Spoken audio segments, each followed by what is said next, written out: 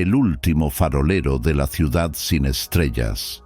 En la ciudad de Nubarris, encajonada entre montañas de basalto negro y eternamente envuelta en una niebla espesa que sabía a sal y carbón, la luz era un bien más preciado que el oro. Las casas apiñadas como dientes rotos a lo largo de calles empedradas nunca conocían el sol pleno. Apenas si algunos rayos pálidos lograban filtrarse a mediodía, cuando la niebla se tornaba del color de la leche aguada. Por eso, cuando caía la noche, o lo que en Nubarris pasaba por noche, un oscurecer gradual de la bruma perpetua, los faroles de gas eran la única defensa contra una oscuridad tan absoluta que, decían los ancianos, podía comerse los pensamientos. Emil Rostov, último farolero de Nubarris, llevaba 47 años recorriendo el mismo camino cada tarde. Sus botas gastadas conocían cada irregularidad del empedrado. Sus manos nudosas podían encender los faroles con los ojos cerrados. A sus 78 años, era una figura esquelética envuelta en un abrigo de cuero encerado que había pertenecido a 3 faroleros antes que él, cada uno fallecido en el ejercicio de su deber. Llevaba consigo una escalera de madera oscura, mellada por incontables subidas y bajadas, y la linterna de servicio con cristales esmerilados que le permitía revisar cada mechero. «Farol número 147, Callejón del Horno», murmuraba Emil mientras raspaba un fósforo contra la piedra. La llama azulada brotaba con un suave silbido dentro del globo de vidrio, iluminando su rostro surcado de arrugas profundas, como los barrancos del norte. Número 148, esquina de la carnicería Viejas. Cada farol tenía su personalidad. El 152 siempre requería 2 intentos, el 163 ardía más brillante que los demás, y el 171, frente al antiguo orfanato, emitía un tenue zumbido que sonaba casi como una canción de cuna. Esa noche de diciembre, cuando el frío cortaba como navaja y hacía crujir los postes de hierro forjado, Emil notó algo extraño al llegar a la plaza del Mercado Viejo. El farol 189, que coronaba el centro de la plaza desde tiempos inmemoriales, ardía con una luz rojiza que jamás había visto. No era el azul pálido del gas de hulla, ni el blanco amarillento de los mecheros nuevos, sino un rojo intenso como sangre recién derramada. ¡Qué diablos!, swingó Emil mientras apoyaba la escalera contra el poste. El metal estaba inusualmente caliente bajo sus manos enguantadas. Al acercar la oreja al vidrio, creyó oír un susurro entre el crepitar de la llama. «Emil». Swingo dijo la voz, haciendo que el viejo retrocediera tan bruscamente que casi derriba la escalera. «Por fin has venido». El farolero miró alrededor, pero la plaza estaba desierta. La niebla, más espesa que de costumbre, envolvía los edificios como algodón envenenado. Cuando volvió su atención al farol, el vidrio se había empañado, y en él aparecían palabras escritas como si alguien las hubiera trazado con un dedo. «Llevas 70 años alimentándonos, pero nunca preguntaste qué ardía dentro». Un escalofrío que nada tenía que ver con el frío recorrió la espalda de Emil. En ese momento comenzó a ocurrir algo imposible. Por toda Nubarris, los faroles se encendían solos, uno tras otro, como si una mano invisible siguiera el camino que Emil recorría cada noche. Las llamas bailaban en tonos de azul, verde y ese rojo inquietante, trazando líneas de luz a través del laberinto de calles. Entonces, por primera vez en la historia de la ciudad, la niebla comenzó a disiparse. Emil cayó de rodillas sobre los adoquines, mientras ante sus ojos se revelaba la verdadera Nubarris. Los edificios no eran de piedra gris como siempre había creído, sino de un material oscuro y brillante que absorbía la luz. Las calles formaban un intrincado diseño circular, como los surcos de un disco gigantesco. Y el cielo estaba vacío. No había estrellas ni luna, solo una negrura absoluta que inspiraba un terror primigenio. ¿Qué han hecho?, gritó Emil hacia los faroles que ahora brillaban con intensidad sobrenatural. La respuesta vino no en palabras, sino en imágenes que brotaron de cada llama, proyectándose sobre las paredes de los edificios. Vio a los fundadores de Nubarris, siglos atrás, reunidos en lo que entonces era un valle abierto bajo un cielo estrellado. Vio el pacto, una ceremonia donde extinguieron las estrellas una a una, atrapando su luz en frascos de cristal esmerilado. Vio cómo habían convertido esos frascos en los primeros faroles, alimentados no con gas, sino con recuerdos. Cada luz azul era un momento de felicidad robado, cada llama verde un instante de amor sacrificado. Y el rojo ardía con los recuerdos del crimen original, el momento en que Nubarris vendió su cielo a cambio de nunca tener que mirar hacia arriba. Emil sintió un dolor agudo en el pecho. Al mirar sus manos, vio que comenzaban a volverse transparentes. Los faroles lo estaban reclamando, como habían reclamado a todos los faroleros antes que él, porque el verdadero oficio del farolero no era encender las lámparas, sino alimentarlas con sus propios recuerdos. 47 años de servicio significaban que ya casi no le quedaba nada que dar. Con un último esfuerzo, Emil tomó su linterna de servicio y la estrelló contra el farol 189. El vidrio estalló en 1000 fragmentos que se convirtieron en luciérnagas de luz blanca. Una a una, las demás lámparas comenzaron a apagarse. Y entonces, muy débilmente, una estrella titiló en el cielo negro. Al amanecer, o lo que en Nubarris pasaba por amanecer, encontraron la escalera de Emil caída en la plaza, su abrigo de cuero encerado vacío sobre los adoquines. Pero en el farol 189, ahora apagado, el vidrio roto comenzaba a crecer de nuevo, formando un cristal más claro que cualquier otro en la ciudad.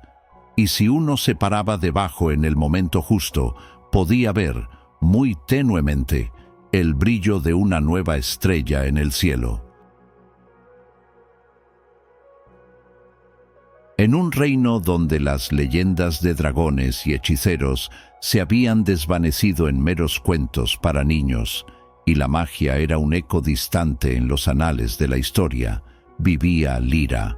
No era una princesa ni una guerrera, sino una cartógrafa, una joven de espíritu inquieto que encontraba consuelo en los mapas antiguos y las líneas que delineaban mundos olvidados.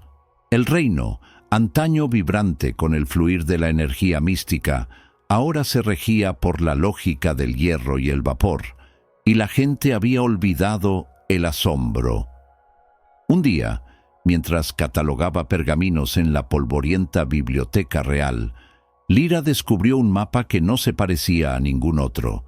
Sus líneas no eran de tinta, sino de una sustancia luminiscente que pulsaba suavemente, y en su centro, un símbolo arcano que Lyra nunca había visto.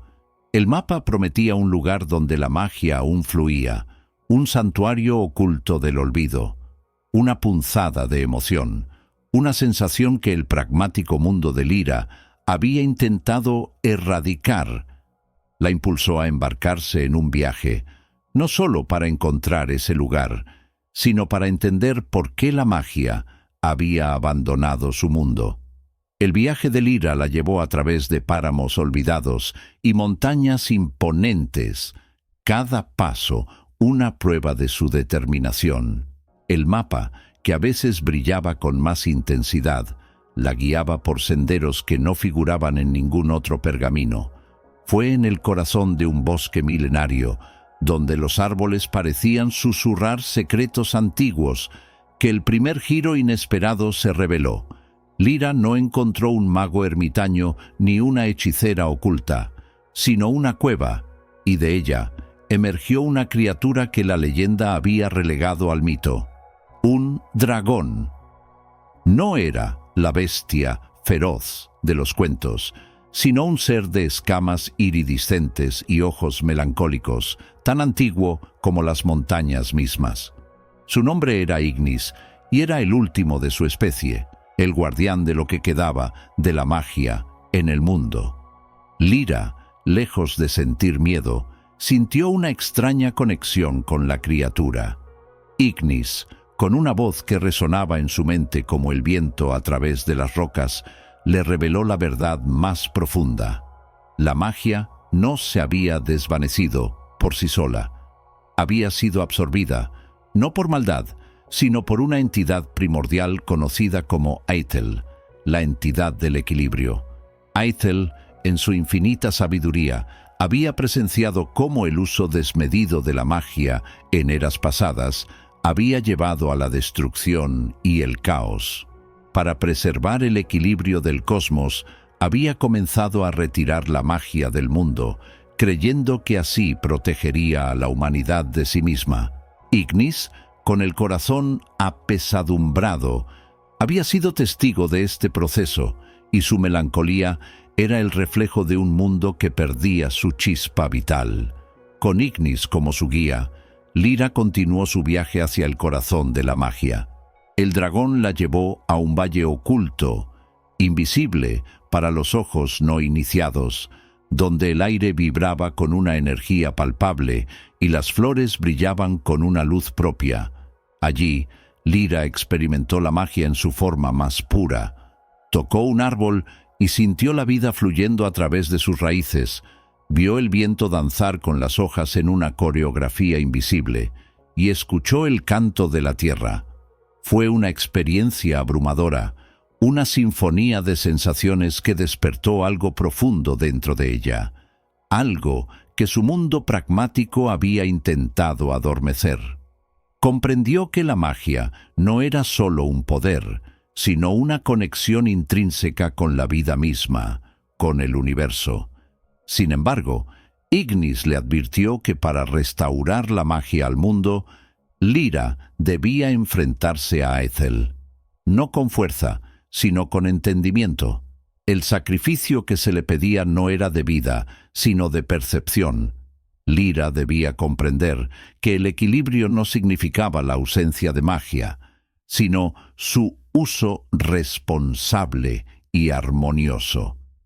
Debía convencer a Aethel de que la humanidad había aprendido de sus errores pasados, que la magia, en las manos correctas y con la conciencia adecuada, podía ser una fuerza para el bien, para la creación, no para la destrucción. Este sacrificio implicaba renunciar a la idea de que la magia era un poder ilimitado y abrazar la noción de que era una responsabilidad, un don que debía ser custodiado con sabiduría. El camino hacia Aethel no fue físico, sino un viaje a través de los planos de la existencia, guiado por Ignis. Lyra se encontró en un espacio sin forma ni tiempo, donde la esencia de Aethel se manifestaba como una presencia abrumadora, una conciencia antigua que lo abarcaba todo. No hubo palabras, solo una comunicación de mentes, una danza de intenciones. Aethel le mostró a Lyra visiones de eras pasadas, donde la magia descontrolada había arrasado civilizaciones, había desequilibrado la naturaleza y había llevado a la humanidad al borde de la aniquilación. Lyra, en respuesta, no negó la verdad de esas visiones, pero le mostró a Aethel la otra cara de la moneda. La magia como inspiración, como sanación, como conexión con el universo. Le mostró cómo la ausencia de magia había llevado a la apatía, a la desconexión, a un mundo donde la vida era mera supervivencia. Lyra no pidió que la magia regresara sin restricciones, sino que regresara con sabiduría, con un entendimiento renovado de su propósito. Fue un acto de fe, un sacrificio de su propia percepción de la magia como un poder ilimitado, para abrazarla como una responsabilidad. En ese instante, Lyra se convirtió en el puente, la voz de la humanidad que prometía un futuro donde la magia y la razón coexistirían en armonía. El efecto de la comunión de Lyra con Eitel fue sutil al principio, como un susurro en el viento, pero pronto se convirtió en una sinfonía.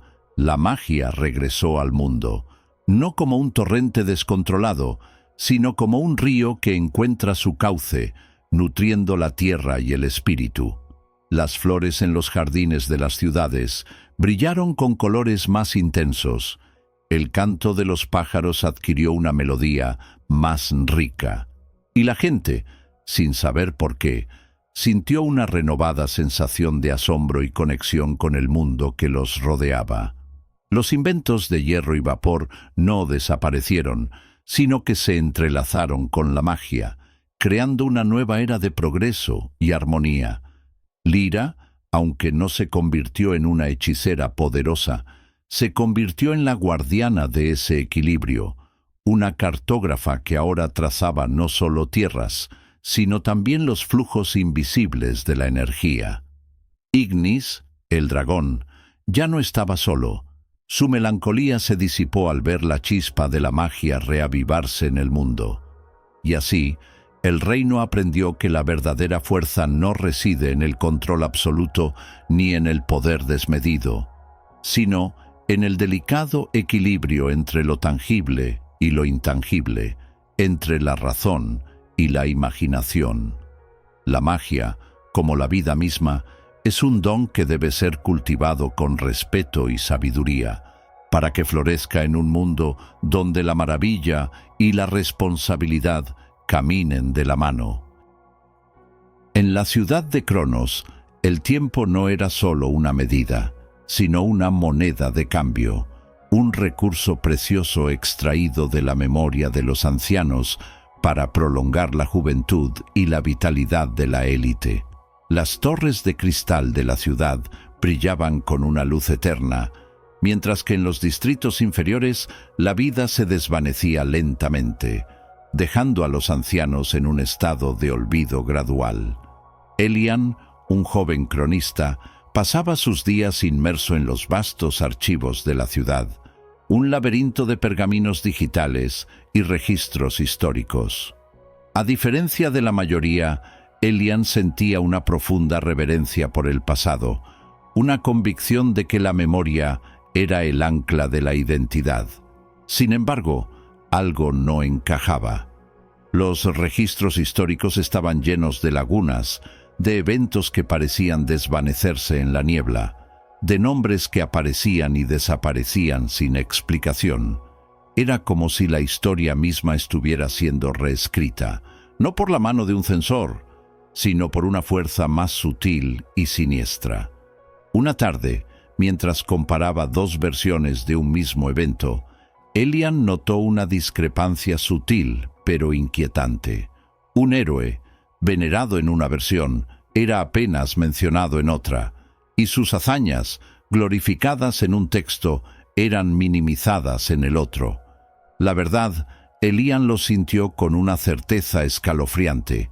Estaba siendo borrada, y el origen de esa distorsión, sospechaba, residía en la misma práctica que mantenía a la élite joven, la extracción de tiempo.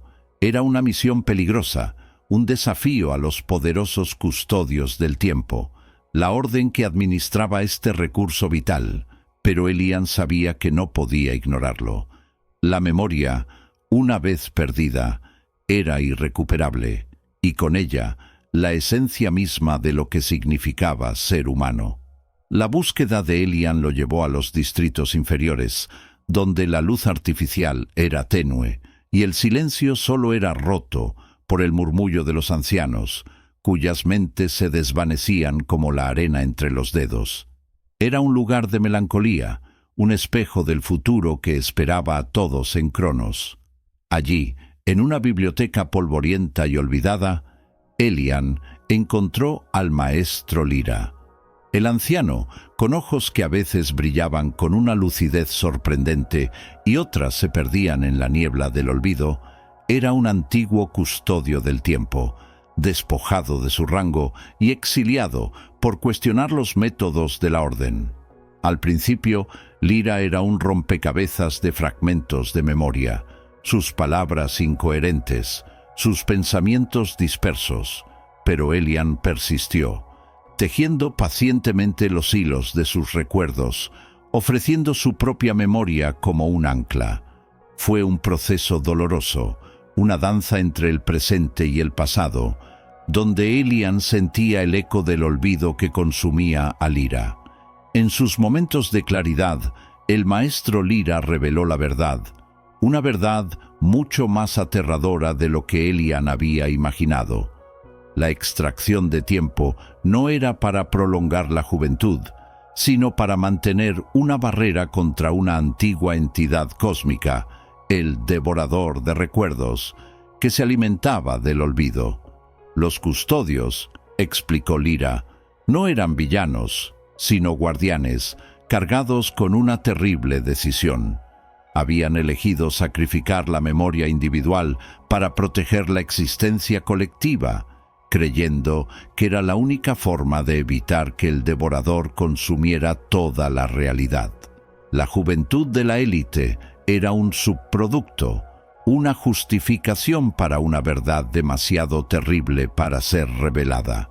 El maestro Lyra, con una lágrima solitaria rodando por su mejilla, le confesó a Elian que él mismo había sido parte de esa decisión y que el olvido que lo consumía era tanto una consecuencia de la extracción como una penitencia por su participación.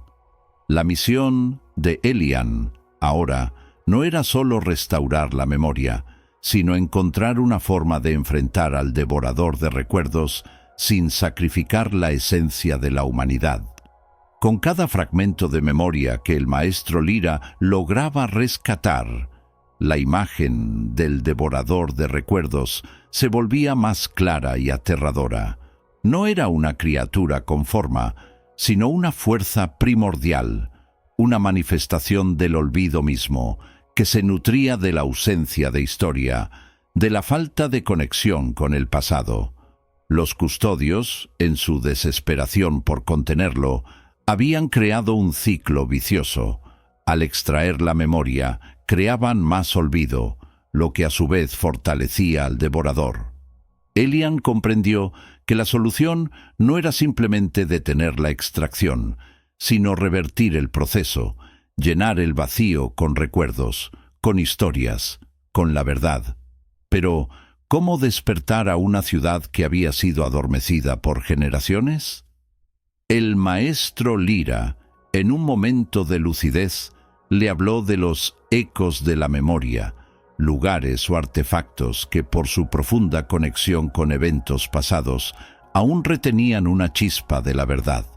Juntos, Elian y Lyra se embarcaron en una serie de incursiones clandestinas en los archivos más protegidos de Cronos, buscando estos ecos. Encontraron diarios de exploradores olvidados, grabaciones de discursos prohibidos e incluso fragmentos de arte que, a pesar de la censura, aún transmitían una emoción cruda y poderosa. Cada eco era un pequeño triunfo, una victoria contra el olvido. Pero el tiempo se agotaba. El gran custodio Valerius, líder de los custodios del tiempo, había notado las anomalías en los registros de extracción. Su mente, tan afilada como la de Elian, comenzó a sospechar de una disidencia.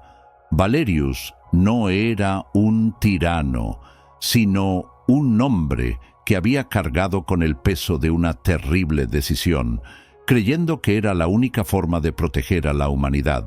Su propia memoria había sido sacrificada en el proceso, dejándolo con una convicción inquebrantable en la necesidad de suprimir la verdad para mantener el orden. Elian sabía que la confrontación con Valerius era inevitable. No podía luchar contra él con armas, sino con la verdad. La estrategia, ideada por el maestro Lyra en sus momentos más lúcidos, era arriesgada. Debían permitir que el devorador de recuerdos se manifestara brevemente en el corazón de la ciudad, revelando la verdad a la población.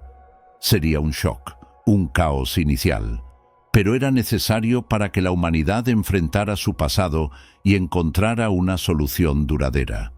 Elian se preparó para el sacrificio, no de su vida, sino de su propia percepción de la seguridad, de la comodidad de la ignorancia. Estaba listo para ser el catalizador de una verdad que podría destruir o reconstruir su mundo. El día de la confrontación llegó, marcado por una tensión palpable en el aire de Cronos. Elian, con los ecos de la memoria cuidadosamente preparados, se dirigió al archivo del tiempo, el epicentro de la extracción. El gran custodio Valerius lo esperaba, su rostro impasible, sus ojos reflejando la fría lógica de años de decisiones difíciles. La confrontación no fue un duelo de espadas, sino de verdades. Valerius, con una voz que no admitía réplica, defendió la extracción como un mal necesario, un escudo contra el caos que el olvido del devorador traería. Le mostró a Elian proyecciones de un futuro donde la realidad se deshilachaba, donde la historia se borraba por completo si no se mantenía la barrera. Hemos sacrificado la memoria individual para preservar la existencia colectiva, sentenció Valerius. Es una carga que he llevado solo para que otros puedan vivir en paz, aunque sea en la ignorancia. Elian, sin embargo, no negó la amenaza.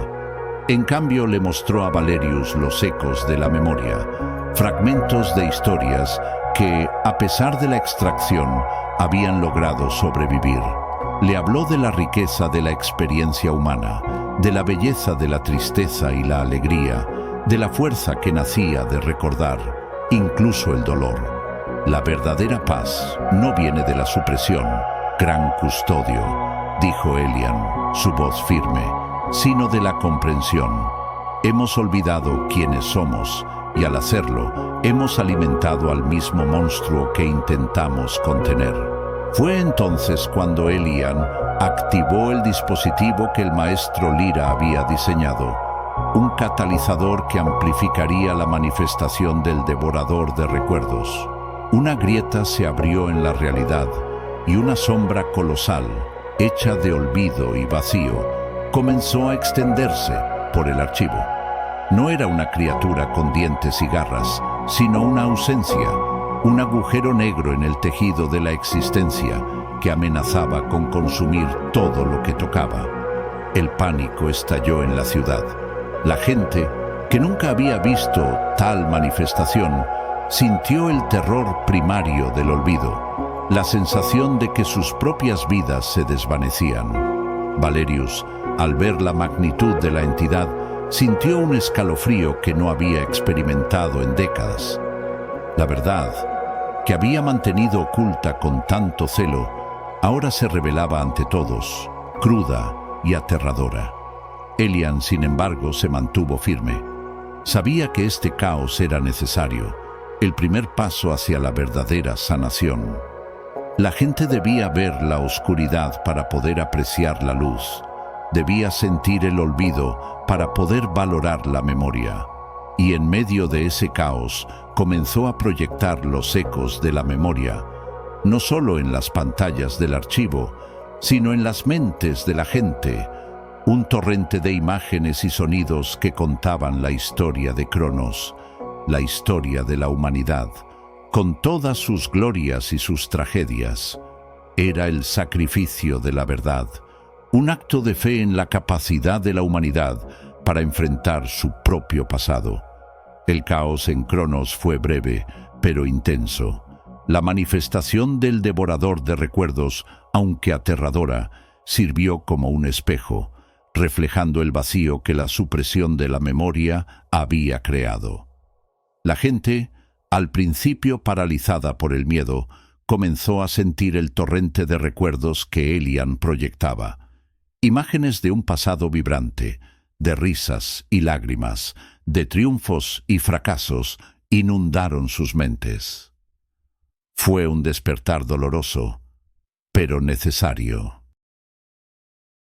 El devorador de recuerdos, al ser confrontado con la verdad y la memoria colectiva, comenzó a encogerse.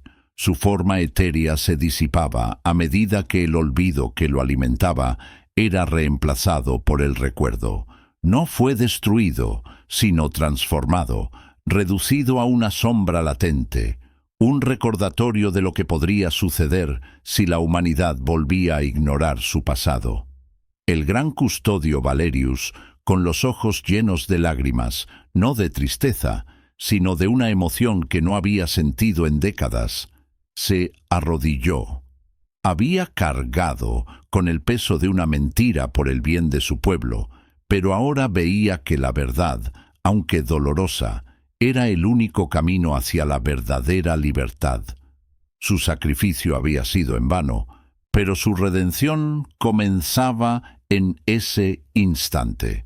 Elian, con la ayuda de un Valerius transformado y un maestro Lira que había recuperado gran parte de su lucidez, lideró a la ciudad en la reconstrucción de su historia. No se trataba de borrar el pasado reciente, sino de integrarlo, de entender por qué se habían tomado esas decisiones y de aprender de ellas. Se crearon nuevos archivos, no para censurar, sino para preservar cada fragmento de memoria, cada historia, cada vida. La extracción de tiempo cesó, y los ancianos, aunque algunos nunca recuperaron por completo sus recuerdos, fueron honrados como los guardianes de la historia, sus vidas un testimonio de la resiliencia del espíritu humano. La ciudad de Cronos, antes un monumento a la eficiencia y la apatía, comenzó a florecer con una nueva vitalidad. La gente, ahora consciente de su pasado, abrazó su futuro con una sabiduría renovada. Aprendieron que la verdadera fuerza no reside en la supresión del dolor o el olvido de la historia, sino en la capacidad de enfrentar la verdad, de aprender de los errores y de construir un futuro donde la memoria sea un faro, no una carga. Y así, Cronos se convirtió en un testimonio de que la verdad, aunque a veces dolorosa, es el cimiento de la verdadera libertad y la base de una existencia auténtica y plena.